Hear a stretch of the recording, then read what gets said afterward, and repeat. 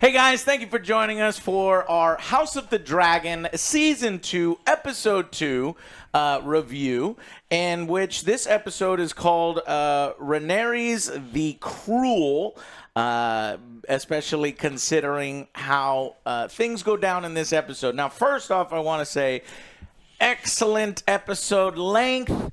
This is how it's done. It just sucks that, people over there at Disney and hell, even the boys sometimes are doing shorter ass episodes. Yeah. While here, the episode length is 1 hour and 12 minutes. Of course, you subtract some credits. So it's probably about 1 hour, 6 minutes, 1 hour total. And this is how it's done because I felt like a lot of story got covered here. This is mainly a recovery episode after the Son for a Son, the shocking child death in the last episode. So basically, it's the aftermath of how this is taken care of. Though there are a few, book shocking moments here towards the end, especially a who's who? Are you me? Am I you? Kind of thing at the end. A fight between the identical twin brothers that we will get to.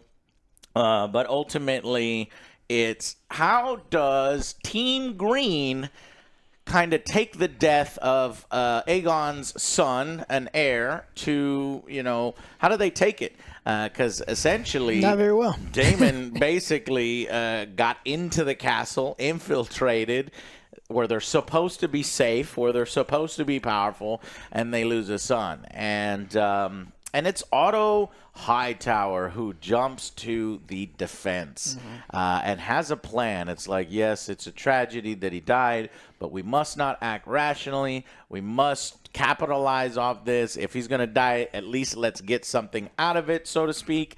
And he comes up with this plan to have this kind of very public funeral, grieving, mourning for a child who show the body. Nobody wants to fucking kill the children, and so very, very smart. In fact, it was. Did you see that little kid body? A little head shaking, a little bit of a head shake. Yes, I was freaking out whenever it got stuck. I was telling him because he was like in that scene. I was like, "Oh, please don't let his head fall off." That's what I thought would happen. I was like, "Damn, is HBO gonna go that far?" They didn't. Yeah. No, if they pulled back last episode, there's no way the head would fall off. Right, they did pull back last episode. I kind of want them to show that they could be dangerous too. I was like, "Oh shit!" That might be too much. People would just turn off the series. But yeah, okay, so. And getting sort of political gains through this. Then this episode deals with how does Team Green fight back, and how do they handle this. And, of course, over there on Team Black, Rhaenyra is basically shocked that she's being blamed for this because she didn't order this. So why would they think I would do this? And Damien just like... I like the smirk he's got on his face all the time.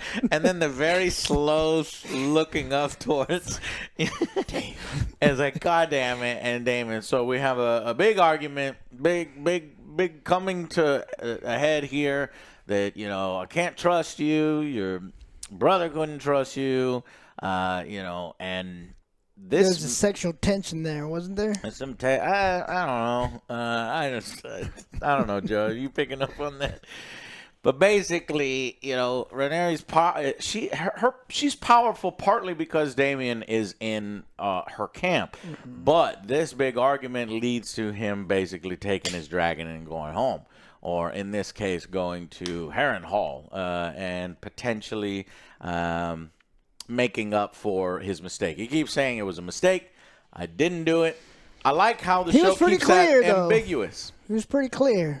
Well, he's clear that he wants to kill Aegon. Aemond. But not necessarily the kids. I like how it cuts away. He's like, well, what if we don't find Aemond in there? And then he stares at them. And that shot holds forever. This is the last episode. And then it cuts. You don't get to see what he says. But clearly, Blood and Cheese said son for a son. So he must have said son for a son. And with that little wiggle room for interpretation, he is responsible, obviously, but regardless, his ego can't take it to where she definitely said, "I want him dead." So it's like she is definitely not faultless and blameless as this episode. Definitely, she's like, "I had nothing to do with it." It's like you came in and said, "I want this kid who she helped raise, right? Because it's a nephew. I want that kid dead." He is responsible. He is a teenager, and that was her target. I don't fault her at all for that. I don't think she's responsible for Daemon basically leaving the interpretation open to where you can kill the little kid. I don't think Daemon, under any circumstance, was trying to insinuate to go kill the child. I think it's very possible he did. And that's why the show leaves it and cuts it so you can make your own determination. Yeah. Alex says, nah, he didn't want to kill the kid. That's a big jump. I say, it's like, well, if you can't find him, I want revenge in some way. We've seen how loose cannon he can be. We've seen how bloodthirsty he can be. He definitely has a dark side. I do think he's capable of it. But ultimately the show leaves it up in the air to give that scene tension. Oh, he's right, or oh, she's right, or oh, that's... Well... They're both right, they're both wrong, and he leaves. And so there is some conflict there, and we'll see what comes of that. But yeah, then the rest of the episode kind of is dealing with Aegon and how well of a ruler he is. And he's not taking the death of his son very well. He's impetuous and all of the negative things that you kind of the opposite of what his father was. And, there was a juicy, great scene with Otto who just rips into him. Like, it's when he basically goes behind his back and pretty much destroys a lot of the goodwill that Otto Hightower created with this funeral scene, right? And he immediately fucks it up because he kills all the rat catchers in the fucking kingdom because they didn't know specifically which one. So all those rat catchers were brothers, fathers, sons. He leaves them just there on the wall so everyone sees it. Plus and everyone's just like, he did nothing wrong. And now they're just pissed off. So now you have that. So you could have had that too very impulsive. Good political capital, but Aegon, and he's too like... impulsive, Dumb fuck. It's great, like talking down to the king. I love all the scenes in the original Game of Thrones where you have Joffrey and the people slapping Joffrey around. It's like, trying to tell him. And so this kind of echoes that, and it was well done. But Aegon doesn't take that lightly, and basically removes the position of the Hand of King from Otto. You can tell that this is not going to be good. No, they're both Otto like is the intelligent one. Yeah, he's the voice of reason, and now both of these guys are very impulsive and dumb because we get the scene with Cole telling the other guy, "Oh, Joe, where were you?" I fucking hated this scene. Me Watching too. this scene, I was like, where the fuck were you? Projecting motherfucker. Yeah. And I wish that I was thinking that the scene would lead to some of these golden cloaks be like, well, where were you? And, or we know about your affair with, but none of them really say it, whether they know it or not. One guy, eventually, Eric does say, well, where were you? But he didn't press hard. It's like, you were fucking the queen when you should have been protecting her. But he can't, basically. But it's like, God damn it, I want Colton to fucking hypocrite. Die so bad. He's such a He'll get his up and coming soon. And he's like falling up, getting more and more power for doing all the wrong things. Yeah. It's a crazy fucking episode. And then in the subplots, we get some setups for some future characters. We get this blacksmith who we saw real quick, Hugh, he's at home, things are hard, and his wife is like, hey, what's going on? Did the king promise? Yeah, he's like, yeah, he did.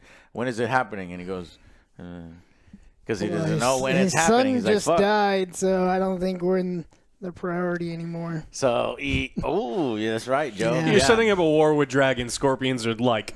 I don't think if there's anything more important than scorpions in King's Landing. Please take care of them. It's like, this is stupid. I know that's exactly what they're insinuating, but it's so fucking dumb. Yeah. Do you think in the next episode, Aegon's gonna be? So he's gonna go, hey, can we get our payment? And Aegon's gonna be like, payment? Get the fuck out of here. I don't need scorpions. Yeah. It's like, of course that's you do. Gonna be. Yeah, we have dragons. We're gonna watch out for that because that you really need to convince me because that's not good. And then we also get a setup on the sea serpent side of things where these two brothers, I think their name Alan and Adam, and Adam specifically is going to be a major character later on. I know this from the books, so they're kind of planting the seeds here for that. I also got an ominous feeling from when Rhaenyra, the queen that never was, is laying in bed with Lord Corals. I can't say it. The sea serpent, and she's like, "Don't worry, I'm here." And she's caressing him. "I will be here." What do you mean? This is war. You're a dragon rider. Is this foreshadowing that she's not always going to be there? And then she's also discussing Daemon's kind of desertion, but she says he can be forgiven if he takes over Harrenhal, something like that. So, a lot going down here, but kind of a transition episode from a high to what is the aftermath of what's been going on the previous episode, and then setting up the future for that. So I thought a very solid episode with tons of that political intrigue, the counter plots set in motion and foiled, and then everybody exhibiting their character traits. Aegon, impulsive, fucking out of control king, becoming a Joffrey, getting rid of the hand of the king that's basically tempering him, and Rhaenyra, who is showing, or Rhaenyra, or the queen, is showing kindness to people, and it actually being beneficial to her because kind of reveals this assassination plot when she shows kindness to the lady who was promised to be released by Daemon, but he fucked off. And so she goes, "Well, if you say that he promised, then I'll honor your promise." And she smiles. She's like, "Thank you." And she says, "What happens?" It's gonna go neck? somewhere next episode, because this one I thought it was gonna something was gonna happen because she saw him coming. Yeah, but well, she didn't do anything. I thought she was gonna be like, "Hey, there's trouble." We'll get a reveal. Well, She'll I have to assume be the that new she spy did master or mention something because Eric just walks in. Eric with an A. Eric with an A walks in and says, "Hey." It seems like he knew he was already there, like he was rushing there. So I thought that she alerted him. Yeah, that's what I thought. I didn't see that. I thought he was just sneaking around and found his way. And he's like, "What are you doing here?" And then they started fighting. I was trying to keep track of who was who. Yeah, I was like, maybe the good one is a Slash. I think I kept track the whole time. The one with the gash on his leg, I think, was a real one. The one that won was the good one. Yeah, and then he fell on his sword because he says, "Your Grace," and then he kills himself. If he's the bad one, why would he kill himself? He's just being well. If you're a bad one, you probably still kill yourself too, because you know that you're caught and nobody's going to. Unless you take over your brother's life forever. Yeah. But if you're the good one, why do you kill yourself? I think the good one won. Do you think the good one won? I don't know. I don't think anyone won. He fucking killed himself. Who cares? He's an idiot. They both won. But do you think the good one survived towards the end and killed himself? No. Yeah, that's what I think. One other scene I couldn't figure out what the hell it was. Alex, maybe you know. Aemond. Well, we do get a scene later with Aemond going to the brothel. Brothel. That's not what I'm talking about. But it does show that Aemond is kind of regretful for some of the things that he's done. He confides in this whore, and she's like motherly, and she's older. It's because his mom never really shows him affection. And notice earlier when Aegon is crying in his chambers and Alicent comes in, I thought Alicent was going to console him, and then she just can't console him. She's a shitty mom. She can go and fuck, but she can't console her children. So she's just, I don't see how HBO could continue this whole thing. Do you want to be on Team Green or Team Black? It's like Team Green is repugnant. It's hard They're to be not portraying it as equals at all. And it wasn't in the books. It was Team Black is the good guys and Green are fucking vile. They both suck, but like one clearly sucks more than the other. And I think after this episode, you just there is no Team Green. What's wrong with you if you're Team Green? Something's wrong with you. But the scene I'm talking about is it's towards the beginning of the episode and Aemon finds coins. What is this? Oh, so he picks up the piece. That's the map that he and Cole were strategizing over and talk. It's like one of the things that he wants to go take. And so like, but he found it under the desk. Yeah, because Otto had come in and like swept everything down. But that was one of the key pieces, and that's why he holds it up. It's like it's going to be his focus. Oh, okay. Well, I was trying to figure out what, because he walks out and then he walks in, or he walks that way and then he turns. It's like he has an idea and then he comes back. Is that no? I don't understand this, but I guess it's that. It could be that because all the gold coins were missing. So maybe it was blood and cheese that stole the coins, and that's why he kind of picks it because they left one coin behind because they hastily were grabbing everything or something like that. Because that was the secret wall that they came through. Oh, that's a wall. That thing, yeah. That's why he walks in. Because I thought it was like investigating how they got in. Okay, all right. Anyways, I thought ultimately a good episode that has all the political machinations that we like from Game of Thrones. What do you guys think of this episode? Yeah, I really like this episode as well. I love how Otto, the man with common sense, is no longer in charge. So we have these two idiots. The leash. Yeah. The leash has been let go. So I want to see what stupid plans they come up with. Yep. Cole. Oh, I can't wait for his first hand of the king order. Yeah. Like what? Your brain is shit. All you know how to Both do of them are is super irrational. fight things. Like again, Cole's pissing me off for sending Eric, the bad one, because we're team black. Yeah. The bad one. He's like, "Oh, look at your cloak. We're supposed to be the best." And this. Oh my god! He's like, "Fuck you, Cole."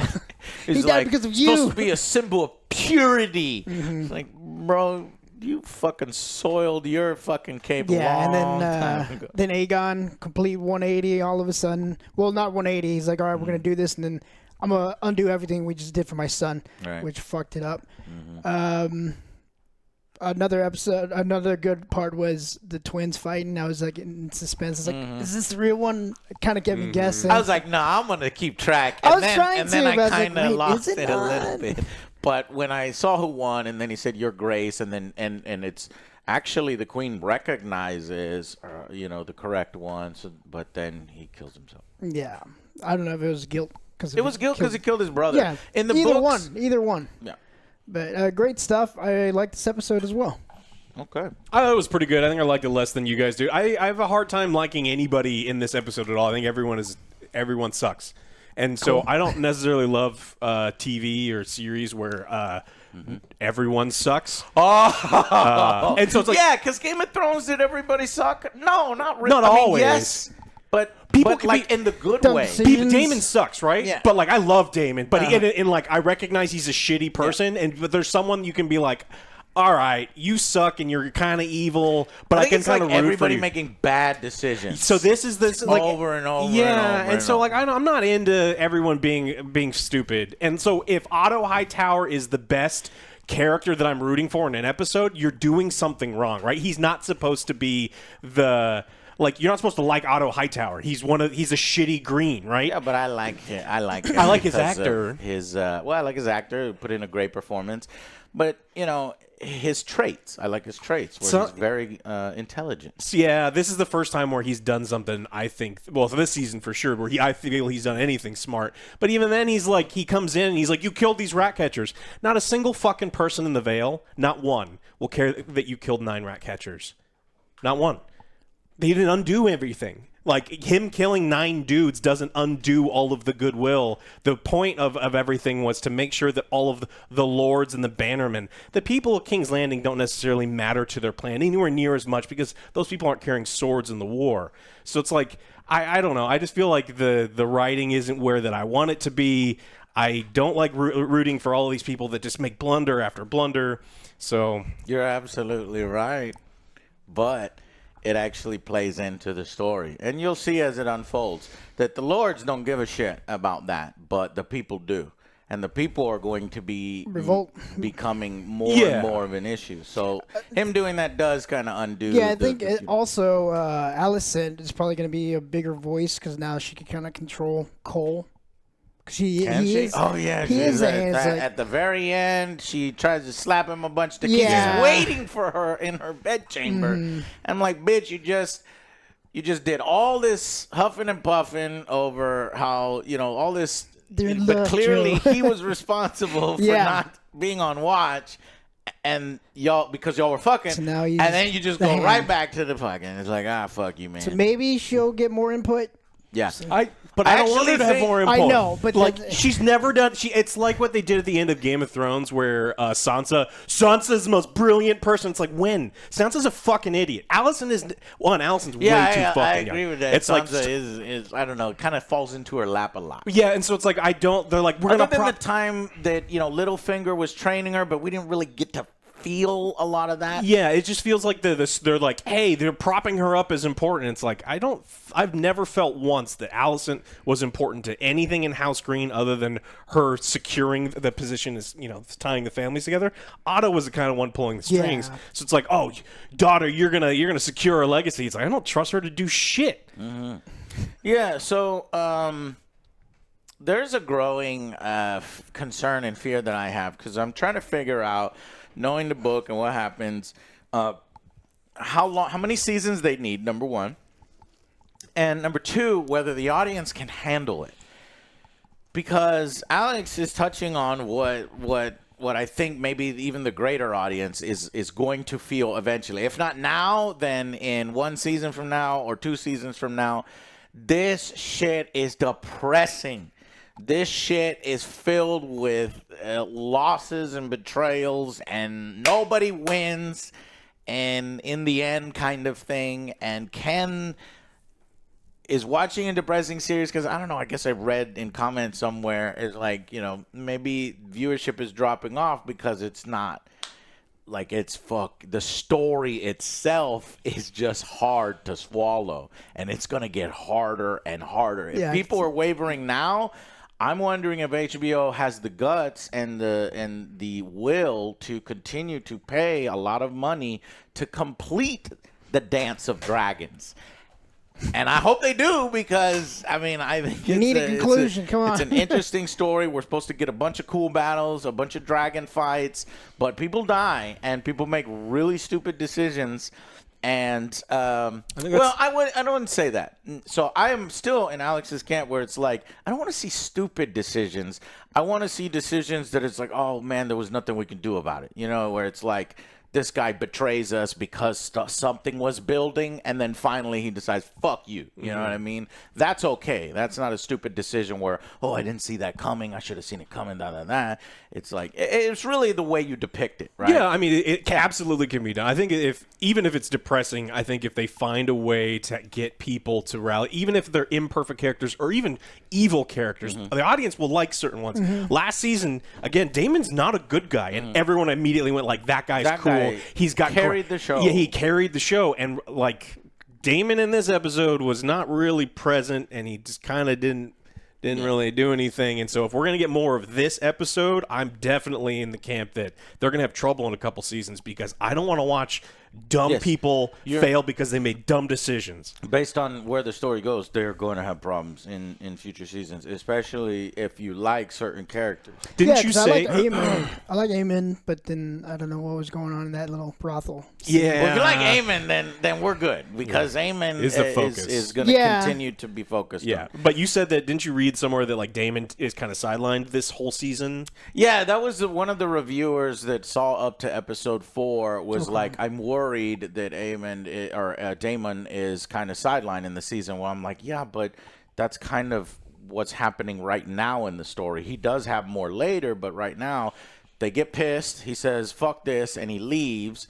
And then for a time there, even the rest of the kingdoms are like, do we want to support Team Black? Because Daemon and her are fighting, so it kind of adds to that. But we'll see. If HBO's smart, then they know that, yes, he left, but let's do his point of view. Let's see where he went. Let's see what he's doing while he's doing all that, because he's a good character and people like him. Or give us another That's what character. it kind of looked like in the next one. Yeah, you just got to give people. And they are, because they did this out of order, because Harrenhal is already dealt with at this particular time in the book. But she says if he could do Harrenhal, then he might be forgiven or whatever. So they're definitely... So that's good to see. I think we will still have a focus. And like I said, they only saw up to episode 4, so we'll see what happens on the back end. Okay, so let's go to final verdicts, and then we'll do the episode breakdown. What do you think, Joe, about this I like the first episode? one a little bit more, so with that being said, I'm going to go with the 7. A lot of, Cole and Aegon's decisions were kind of dumb, and that's what I kind of expected. He's still young king, and Cole's just fucking idiot. I expect dumb decisions from dumb people. That I'm I like, can come on, like. all right, but there was still some good parts. I'm gonna go with the 7. Great acting, good shots. I felt sad for the little prince, and again, I thought his head was gonna fall off. I was like, oh no!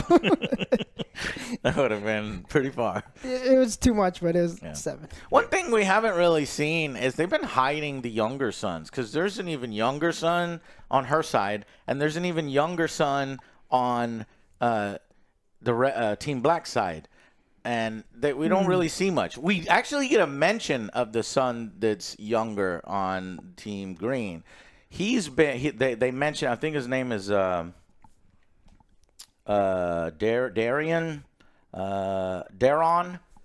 and they finally mentioned his name. Yeah. He's at Hightower, so he's like going to be. He's just protecting their home. He's the ward of Hightower. And we'll definitely see him in the future. Basically, every fucking, child of these two, we're going to eventually see. Okay. Yeah. Okay. They probably don't want to cast them because the age thing. Right, and then they're like, wait a minute, so I just saw this tiny little boy, and now he's riding a dragon, he's fighting. And I know I mentioned it last week, but I think they really fucked up with the casting of some of the characters and the ages in Alicent here. being a 30-year-old grandma? Yeah, and her being she's a year older than Aegon, maybe actor, 2. It's it's so weird, and it's like... But if you're going to switch actresses, then why didn't you get an actress that's older? Exactly. Is it because her look, you thought she was hot and she's going to have some fucking scenes? Or I don't know why. I don't know what it was. But, I mean, maybe Hollywood doesn't like older actresses or something. Yeah. But it's it's fucking weird. Yeah. I like this episode. I think it's solid. I just think I like it a little less than you guys. I'm going to give it a 6 out of 10. Oof. It's got tons of political intrigue. It's just not the political intrigue that I care about. Okay. I do not like watching... If a bunch of dumb characters were making political blunders, but then there were people on the other side that we get to see taking advantage of it, I think that would be more acceptable to me. Yeah. When I have an episode of almost entirely unlikable characters doing unlikable things, then it drags it down. But I still think it's interesting. I'm curious to see what's going. So it's not like I hate these characters. I don't want to watch next week. It's just I hate the decision that these people are making, and I don't think this episode I will ever hold highly in the whole Game of Thrones series. Yeah, and I think that's why me and Joe are about 7 out of 10. Mm-hmm. We don't think it's the highest, but we think it's just running, as it is, slightly on the weaker side, but still doing the good political intrigue and planting the seeds for the future. Some might call it spinning its wheels. I don't quite think it's there yet. If we have another episode like this next week, then I'm gonna get on board. But I still think it was solid enough, planting the seeds for the future. Okay, let's go into the actual episode breakdown and see if we can grab some Easter eggs and bits. Like we said before, Aegon is fucking pissed. He wants actually war. breaks. Motherfucker was breaking his father's miniatures. I was like, hey! Don't break the miniatures. And that symbol is symbolic of peacetime is over. Now I'm going to bang on things with a sword. I declare war. That was hilarious. He is a child. Aemon finds a coin under the table, question mark. You already helped me with that. Hightowers talk. So you have the father and the daughter. And the importance of using this moment. He convinces her to do something she don't want to do, which is this funeral procession, And then brings up the idea with Aegon. He's like, no, I will not have my son dragged through the... And he's like, he will not be dragged. He is going to be burned as all Targaryens in honor. So he makes some good fucking points and manages for a moment to get him to be like, all right. We also captured blood. I'll kill him myself. And it's like, again, no, we need to ask him questions and see who did it and all this other stuff. He's like, we know who did it. It was a bitch. You know, sometimes I forget that this is brother and sister. Aegon is the brother of her, and so he's real mad at her. They're supposed to be pretty separated in age, even though the actors and actresses aren't. But that's the problem is it's supposed to be 15, 16 years difference between the two of them, so they weren't raised together really at all. He probably always viewed her almost as another adult when he was.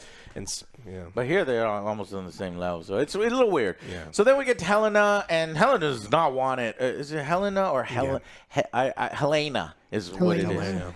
Guys, don't expect me to fucking get the names right. I haven't got the names right in 12 years of the AngryJoe show. I'm not going to goddamn it, okay? Goddamn it. All right. Anyways, she says, I'm not doing it. I don't want to do it. And then she gets convinced to. It's Alicent convincing her. And so these two are riding on that cart with the fucking, and you can tell Helena is not handling it well. She's like, everybody's looking at her, and she's, just freaking out. So she's not mentally good. But they're doing it, and it seems to work. The people are crying. The people are trying to, show their sorrow for her. So they are getting the people on their side, and they're like, fuck Rhaenyra. They're calling her the child killer, yeah. The child killer, exactly. So they start chanting that, and it's like, okay, that's good. Yeah. And then, but the funeral gets stuck at one point, and that's when I thought that kid's head was going to fall off, because they were like, heave, oh, heave. Moving. I was like, I was like, God. do it. Yeah. And they pulled back. They didn't do it. Because then maybe the whole empire would be like, all right, we're on. Let's kill her. We're on Team Green. So basically, what else? So we go to Team Black, and they're in the council, and they're explaining to her how the whole kingdom hates her now. And she's like, what are you talking about? I didn't do this. Who did this? And then she realizes it was Daemon. Who else but Daemon? And he's kind of smiling and smirking. So she yells at him. Ultimately, what does she think, Alex, why he's doing this? That he's a loose cannon, and that he really wanted the throne for himself, and he's lashing out, and I don't have a problem giving in to his dark tendencies. Yeah, I don't have a problem with that at all. It's just not one single time he's like, you sent me there to kill a child. You sent me there to kill a child. It's a teenager, but you sent me there to kill a teenager. Yeah, anyway. but it's like you have young nephews or something. Even when they become teenagers, they're children. They were there when those kids were babies and born, and it's like, Daemon didn't go there killing a kid. It's like, yes, the paid assassins who are not exactly super. But she's killing family, but he killed family first. So she's like, at that point, she's like, I don't care. Well, yeah, I don't care how old he is. He killed my son. He's going to die. They have the split. Yeah. He was like, I'm raising an army for you. How can you think that I'm not fully invested in this? And she's like, you're doing it for your reasons. And you're soft like your father. You don't have what it takes. Yeah. He only got the throne because he wanted to put me in my place, which was the big. I forgot. That's a good one. So there's some good dialogue, some good exchanges here. Really hits at each character's vulnerabilities, and that's why it split. So he gets on his her axis, I think it is, the cool serpent head version of the dragon with the spiked tail, and he flies off. And hopefully he's still going to be for Team Black and doing Team Black things, which you don't really know because it's like they're super mad at each other, and we'll see. And then we get a scene where Rhaenyra tells Moondancer and his daughter, Daemon's daughter, to watch over King's Landing.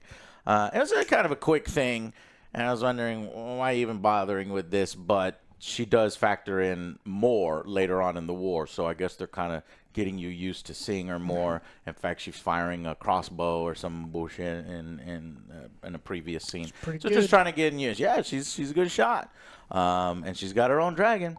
So anyways, And then we get that scene of Aegon passing his sister queen, sister lover queen on the stairs. And they look at each other. And then I looked in the behind the scenes, because at the end of every episode, you have the directors talking. And they described this scene differently from how I saw it. How I saw it originally, what did you think of that scene? I was like, it has no love for her, and he's just moving on, right? But the director's like, it's like they have the same trauma and they totally understand each other in that moment. I'm like, what are you talking about? Fuck off. You just constantly showed the emotional separation and all, like every single green in this episode refuses to console every other green in this episode. Otto doesn't give a shit at all and immediately goes into planning mode. The mother doesn't console her son. That's true. The husband doesn't console the wife. So I think whoever was saying that didn't talk to the other it didn't talk to the other writer or director who was making that point, because that's the correct point where they're making a point to show you that on Team Green, nobody has the emotional capability of consoling each other and showing true love to each other. That motherfucker has to go to a whore to pretend it's his mom and all these other things. Well, because she's age appropriate, and his actual mom isn't age appropriate. Oh, that's true. That's age appropriate with the mom. That's what those actresses around that age they should be. But okay. But it doesn't make for good TV, all right? Yeah. I guess. And in case you were wondering why he wasn't fucking like the hotter ones in the fucking brothel, it's because his mommy issues. Why would he not have pants on? And why was he in the most That was awkward? very weird. And it was just that's like, the thing. I like Eamon, but I was like, what like the a little fuck is he baby. doing? What is he You doing? get in the fetal Why position does he have to because be it's naked? showing they got the mama issues. And yeah, little baby it's just He doesn't need I to think be it- naked. it was just awkward, and it's just like they're in the brothel, Joe. That's what you do in the She brothel. wasn't naked. She wasn't naked. She wasn't naked. I know. He's like, oh, here's She your about to milk. get naked. Here's your milk. I was Yeah, like, oh, man, what are you doing? Sir Kristen Cole feels bad when he sees the crib dismantled, and I'm like, you piece of shit. And then even the, my lord, can you move? I think before this, too, Allison was trying to talk to the queen. He's like, not the queen. Whatever, the sister. yeah, she's technically the queen. She is. Okay, the queen. She's trying to tell her, it's like, hey, remember what you saw? It's not what it looked like. She's not having it. She's like, whatever. She does. She's like, Just ignores that shit. I'm not fucking. Shut the fuck up. I wonder if she's gonna bring that up later on. Yeah. Well, she didn't try to console her. Again, it's just like it's another one of those scenes where I don't even think Helena cares, like, at all. Like, when she went in there, she probably wasn't even registering it. Her son just fucking got his head cut off, and she's just like, whatever. He's dead. This is not important. Oh, well, you didn't see nothing. Or it's the other way. It's, I know you are responsible for my son's death because you guys were fucking. That's what I was instead of thinking, it. too, because Cole was supposed to be you're watching. He's like, responsible. Yeah, I need more communication between these two, and we will get more communication between them. We'll see how she really feels. But right now, it's so new. It's so an open wound that we can explore that in the future. Anyways, that's how they're dealing with it. Sir Cole, Kristen Cole is dealing with it in the most piece of shit way possible, taking it out on his fucking guards and basically sending Eric, blaming him. He's like, we're on your watch. This motherfucker's your watch. But he was showing as much respect as he could to his fucking superior officer, even though I wanted him to lay into him. But everyone else is like, let's grab my stuff and we're out of here. I don't want none of this. And he basically sends him on a suicide mission. Yes, they look exactly alike, so it could potentially work. But it's, he's a loose cannon, and shows you he wants to, that action and attacking and dumb ideas. So, yeah. And now he's the hand. That's even funnier, yeah. And then they have this bath scene where she's not letting him in. And, I noticed that, he's like, and then that's when he goes and yells at the other guy because he didn't get to go in and bathe with her. And I like how the shots is like, if you look at her shot and his shot, one right after the other, there's the flame burning. So they're still burning passion for each other. And then he goes and yells at his motherfucking guards. And, I hate him and I want him to die. All right, then we get the Aemon at the brothel scene, who this particular whore is not just some random whore. We are going to, she's going to be a figure in the war later. Oh, yeah, she's definitely especially with him confiding in her all these things. Yeah, she's she's trying to temper him, and she's like, look, when princes get angry, it's the small folk like me who suffer. And that's really important because it's the only person in his ear telling him to, hey, calm the fuck down. Yeah. Because people, and she's obviously because he was there during the murder as well. Yeah. He had wet nursing to do. And then we get the Hugh setting that up. Then we get, like I said, the Adam and Alan of the ships. And he's basically wanting to try his goat stew, and that's all he wants to talk about. But his brother seems like, hey, we need to take advantage of the situation. Hey, we need to, improve our standing. His brother's like, ready, let's go. And this guy's like war weary. He's like, nah, I'm tired, man. Let's just do this. Let's just enjoy each other's company. So, yeah. And then you even see him on the beach, and he picks up a crab, and then he sees sea smoke flying, the blue dragon, and I think that's symbolizing that he's gonna ride that dragon. So there's a thing in here that there's a lot of Targaryen bastards, because you're like, well, wait a minute, anybody can ride dragons? No. You have to have Targaryen blood, but there are a lot of bastards in the kingdom. So this is foreshadowing that more dragon riders are going to show up and get dragons and be in this fight. Okay. What else? What else? After that, I think we go back to Aegon and Cole. Yes. One of the best scenes. This is the best scene of the episode, I think. He hangs all the rat catchers. Mm-hmm.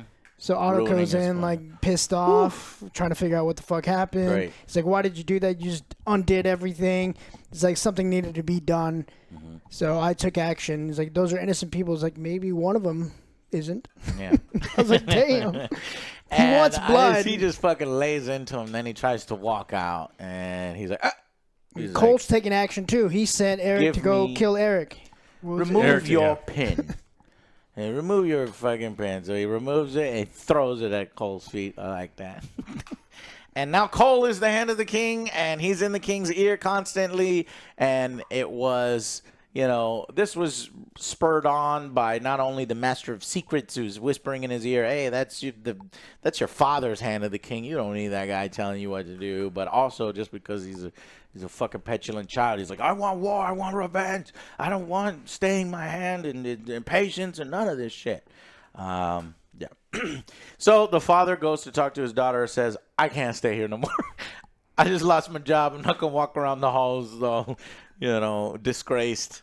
But it's really because he wants to continue plans. And so he's like, I'm going to go do this. And she's like, well, you need to go to the Tyrells because they're wavering. So he's going to go to the Tyrells and try to, secure their loyalty and then she says, maybe in the future he'll calm down and you could come back and potentially be hand of the king again. And then that's the end of the episode where Kristen Cole's kind of waiting for Allison in her bedchambers and she's slapping him, but they kiss passionately and jokes on you. I like that shit. Right. In the fight. Continuing their secret and shameful relationship. And, yeah. How anyone can be Team Green, I don't know. Beyond me. The truth is they can't.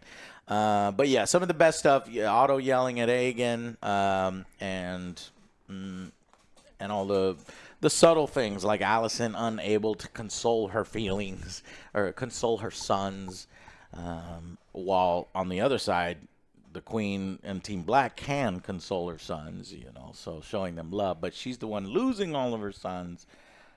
Well, they're both losing sons. So, anyways, now I will say that fight, the twins, yeah, that was more brutal in the books, and so in here it was a quick fight scene. But when you're writing a book, it's a lot easier to do crazy things like the fight lasted an hour. Yeah, because they're gonna get tired. And it's like I don't want to see it. But it gives that kind of legend status to it that you're watching like a legendary thing. Here it's just like a fight between two men, and they're both skilled, and one guy kills another guy. You don't want to wear out its welcome. But yeah, so I'm not docking points for that or anything. I just wanted to mention that in the book it's way more epic when these two guys fight each other, and I guess they, when they're setting up the episodes, okay, like what kind of epic thing do we put in each? And so they put that there, and I was like, well, that that was a little less for me, and all the other political machinations were more for me. So, but that was just a good morsel, a good dessert there at the end of the episode. So now basically her Queen's Guard is gone, so she's going to need to find a replacement. And we'll see how the war continues to escalate, how these new characters factor in, because they keep doing these side plots with these characters. How exactly are they going to factor in? And we shall see in future episodes. So that's it, guys. Hopefully you enjoyed, and we will see you on the next Angry Joe Show. Bye, guys.